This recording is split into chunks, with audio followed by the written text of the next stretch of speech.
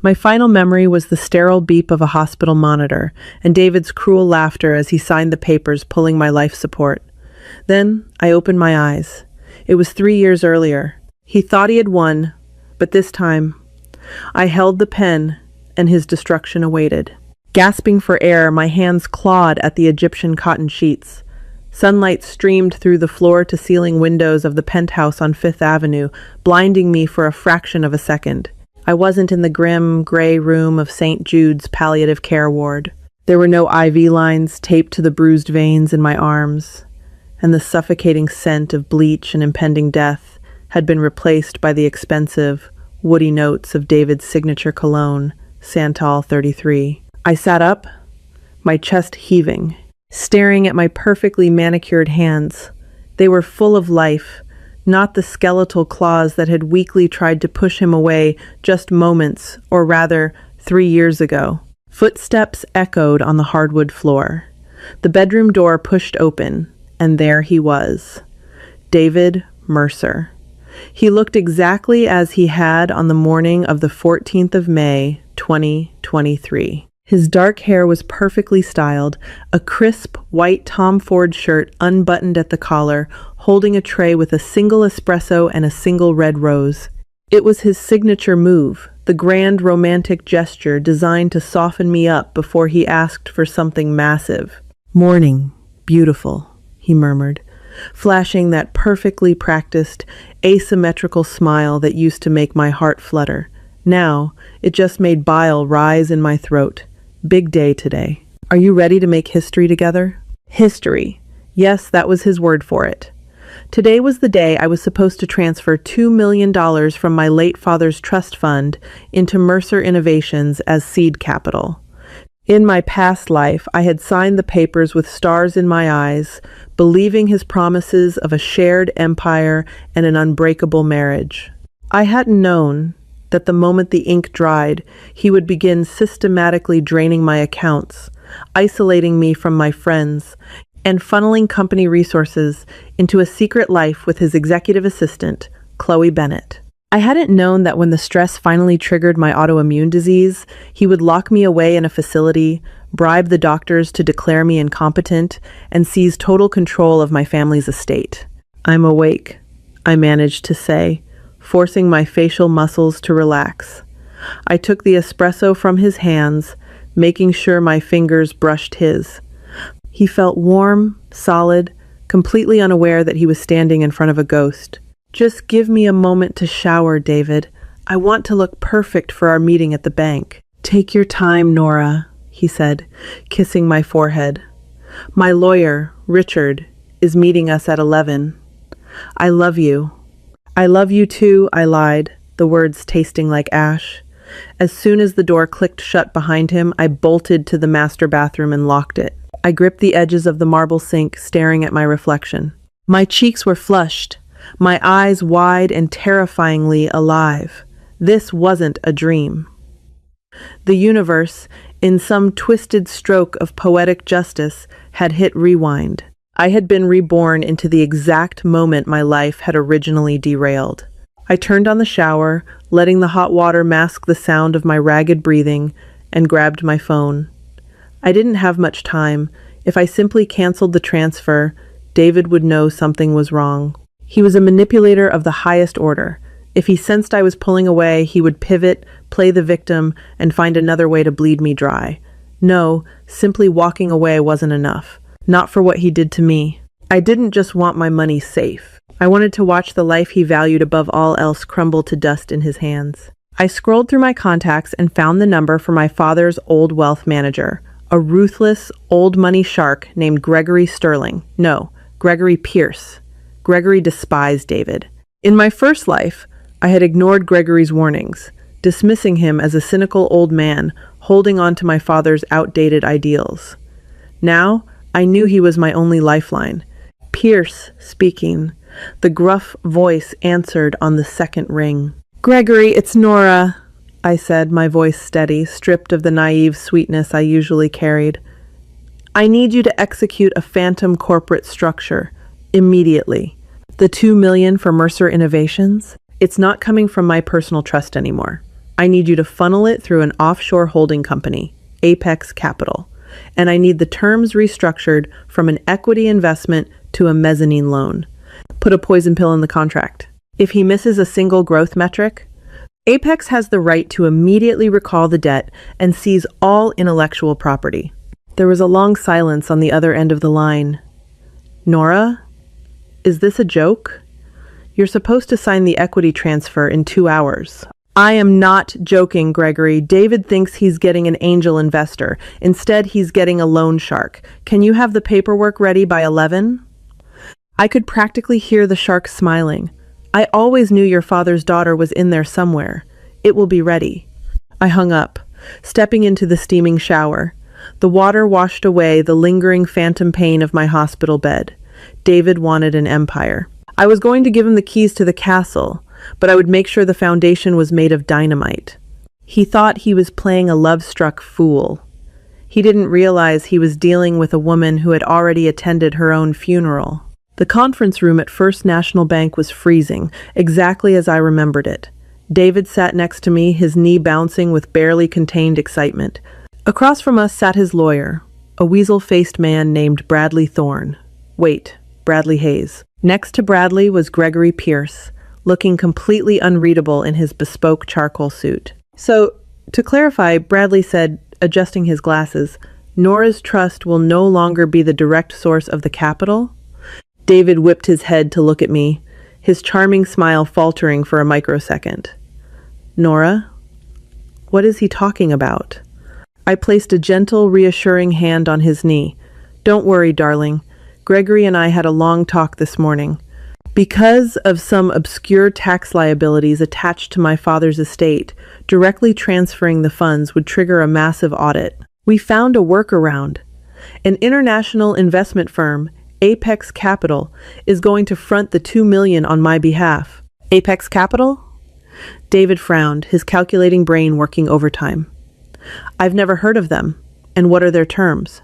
We agreed on a 20% equity stake for your contribution. Gregory slid a thick manila folder across the mahogany table. Apex doesn't want equity, Mr. Mercer. They prefer debt. It's a mezzanine loan, $2 million, dispersed today. In exchange, they take no equity, meaning you retain 100% ownership of your company. David's eyes lit up. Absolute ownership. It was his ultimate fantasy. In my past life, my 20% stake had been a constant thorn in his side until he managed to legally dilute my shares and force me out. The prospect of owning Mercer Innovations entirely without having to answer to a board was too tempting for him to resist. And the catch? Bradley asked suspiciously, skimming the documents. Standard performance clauses, Gregory lied smoothly, tapping the paper. Quarterly growth metrics must be met. If Mercer Innovations fails to hit the targets, Apex has the right to call in the loan. But, given your aggressive projections, David, hitting those metrics should be a walk in the park. David looked at me. I offered him a bright, trusting smile. It's entirely up to you, David. I just wanted to make sure you got your money today without the IRS breathing down our necks. If you believe in your company as much as I do, this is perfect. His ego was his biggest blind spot. He couldn't admit, especially in front of other men, that his projections were fabricated. He puffed out his chest, picked up the Mont Blanc pen I had gifted him for his birthday, and signed on the dotted line. He didn't read the fine print. He didn't see the clause that stated if the company's valuation dropped by even a fraction, the debt would instantly compound at a predatory interest rate. I had just handed him a ticking time bomb, and he had tied it directly to his own chest. 3 weeks later, Mercer Innovations threw a lavish launch party at the Bellevue Country Club. The champagne was flowing, the string quartet was playing, and David was holding court in the center of the room, playing the brilliant, self-made tech visionary. I stood near the bar, sipping sparkling water, watching the performance with detached amusement. He looks like he's on top of the world, a voice purred beside me. I turned to see Chloe Bennett. She was wearing a sleek, backless emerald dress that left very little to the imagination. In my first life, I thought she was just a dedicated employee. I had even invited her to our wedding. Now, I noticed the subtle things. The way her eyes lingered on David's mouth, The way she angled her body toward him from across the room, the proprietary smirk she wore when she looked at me. "He does," I agreed, my tone friendly. "He's worked so hard for this." Chloe took a sip of her martini. "He has. We both have. The late nights at the office. You really have no idea what it takes to build something like this from the ground up, Nora. It requires a certain intimacy with the work." The disrespect was palpable. She was testing the waters, rubbing her secret in my face. The old Nora would have felt inadequate, shrinking back into the shadows. The reborn Nora wanted to laugh. "I'm sure it does," I said, leaning in slightly, "which is why I'm so glad David has someone like you to handle the operational stresses, especially with the new Apex Capital oversight. I heard their compliance officers are absolutely brutal." Chloe's smirk faltered. "Compliance officers? Oh, David didn't tell you?" I feigned innocent surprise. Apex Capital has full auditing privileges. Every expense, every dinner, every late-night hotel booking on the company card is monitored. They are incredibly strict about frivolous spending. I'd hate for your hard work to be derailed by an audit. I watched the color drain from her face.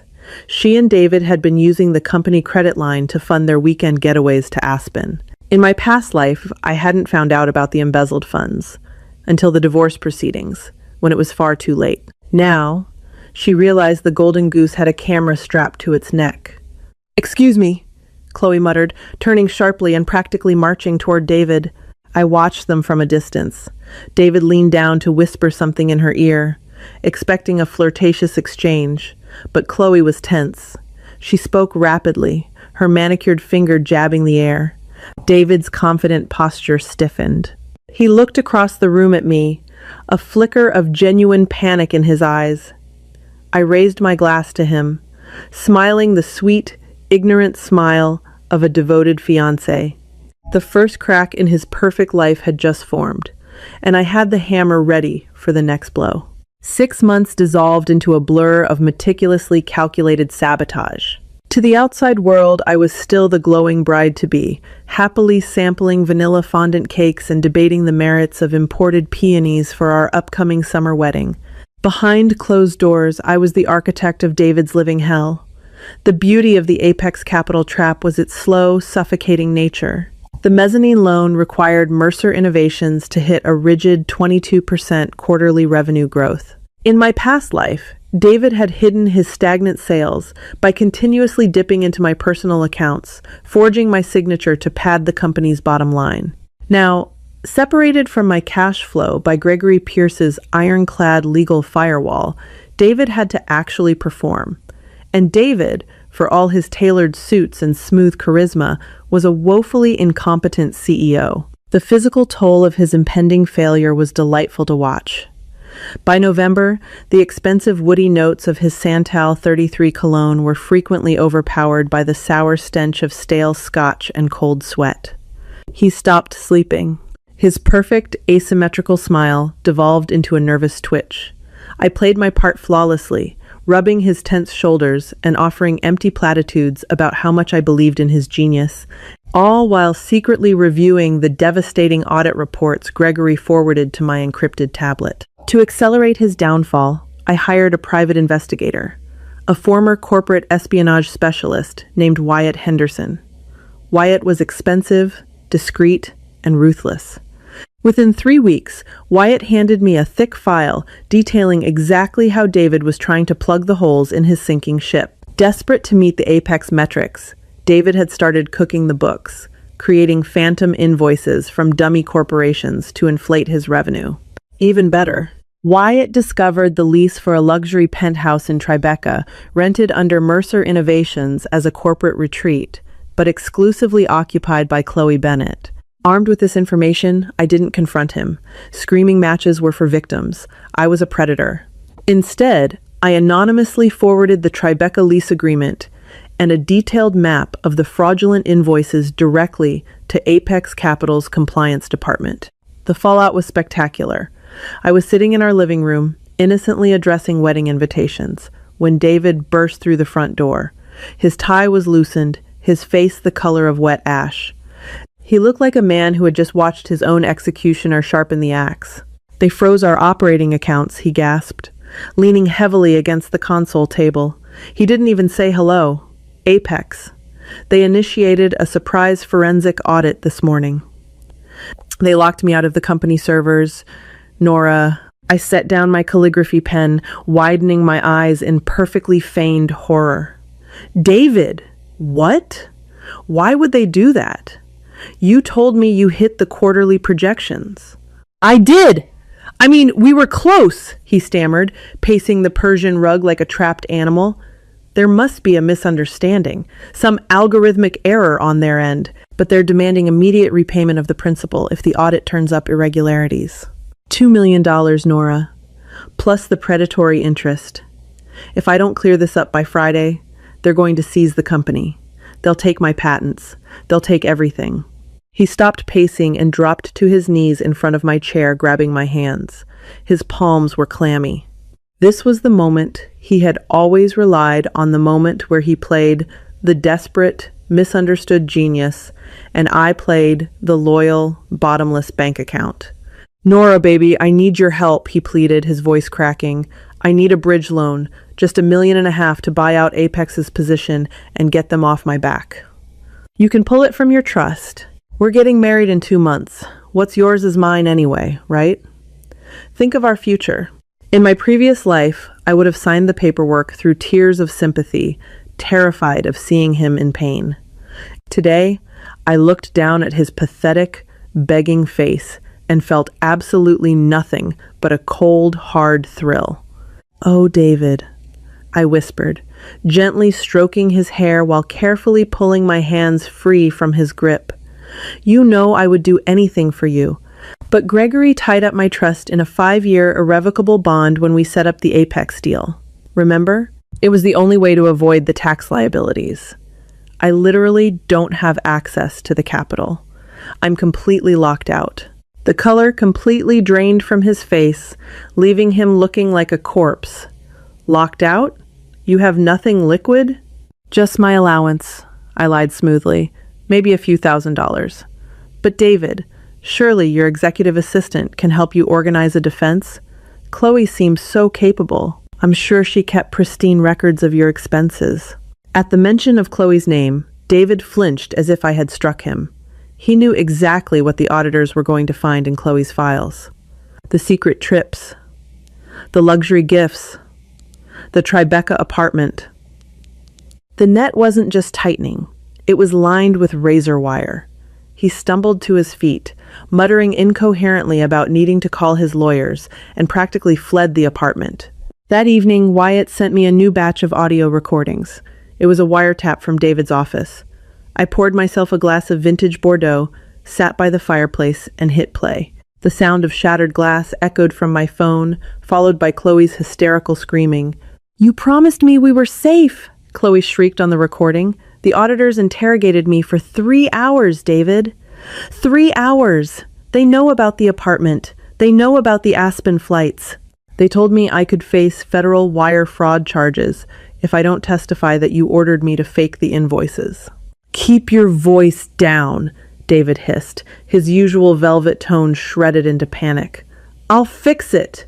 I just need to find another investor. I'll throw Nora under the bus if I have to, claim she mismanaged the initial funds. Just don't talk to the feds, Chloe." "You're going to throw the heiress under the bus?" Chloe laughed, a harsh, ugly sound. "You're delusional. You're broke, David, and I'm not going to prison for a broke man." I took a slow sip of my wine, letting the rich flavor coat my tongue. The rats were finally eating each other. The trap was fully sprung. All that was left was the execution.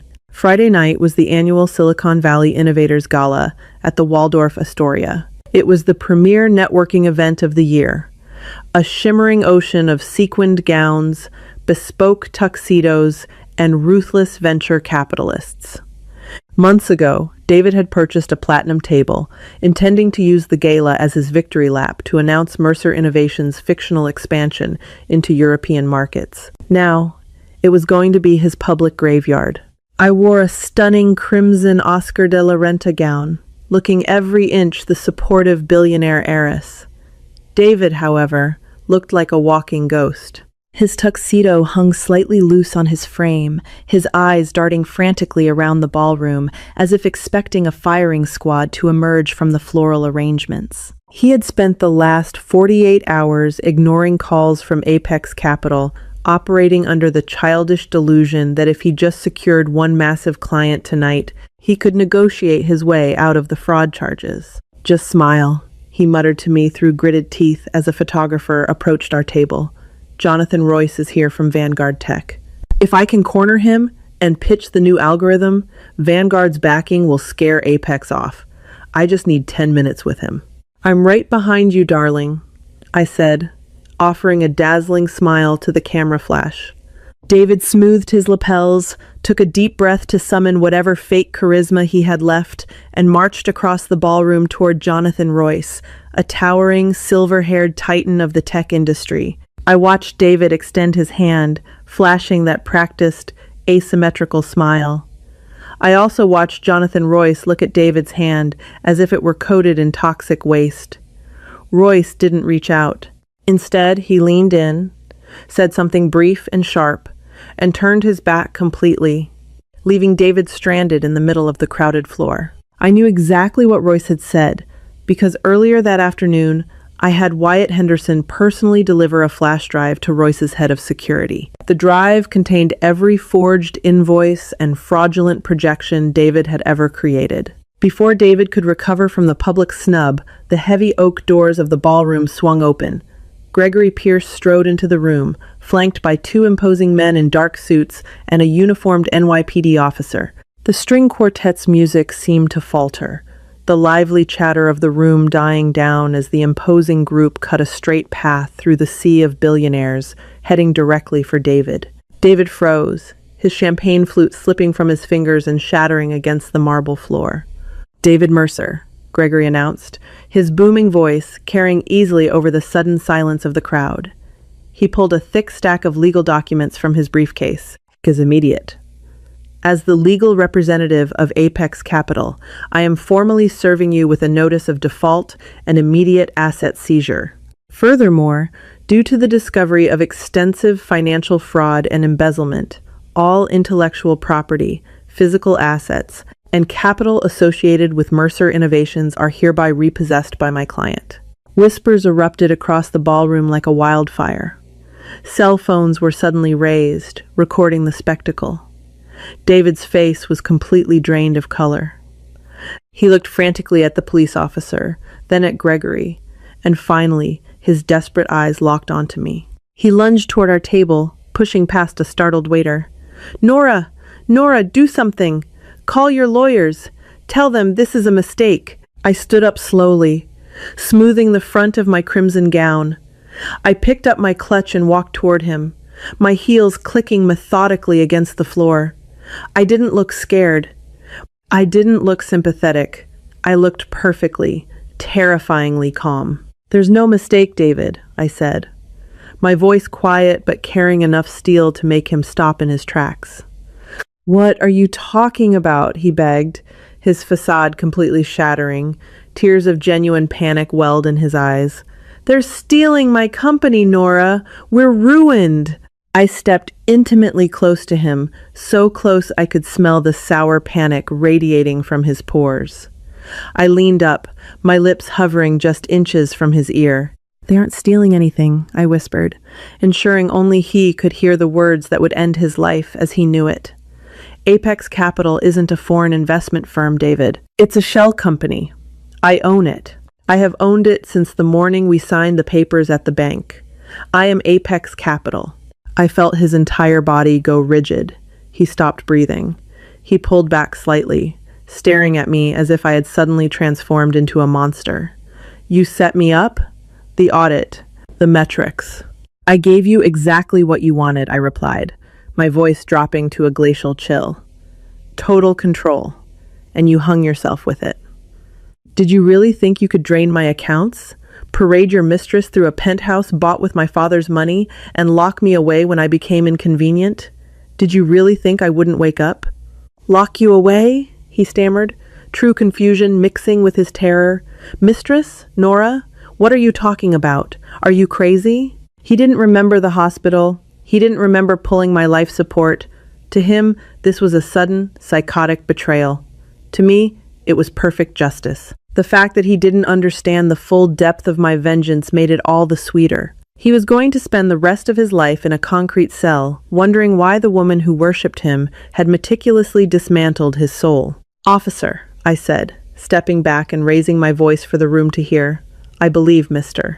Mercer's former assistant, Chloe Bennett, has already provided her statement to the authorities regarding the wire fraud." The officer nodded. "Yes, ma'am. There's a warrant for his arrest." David tried to run, but Gregory's security men grabbed his arms before he made it 3 steps. The metallic click of handcuffs echoed sharply over the stunned silence of the gala. As they dragged him away, screaming my name, begging for a second chance, I didn't look back. I turned, picked up a fresh glass of champagne from a passing tray, and walked out into the cool Manhattan night. The heavy doors of the Waldorf Astoria closed behind me, cutting off the sounds of David's screaming. For the first time in 2 lifetimes, I took a deep breath of crisp air and felt nothing but absolute, unbreakable peace. I traded my toxic love for my own soul, and the view from the top is breathtaking. If you loved this story of ultimate payback, hit that like button, share this video with someone who needs a reminder of their worth, and subscribe for more real-life drama.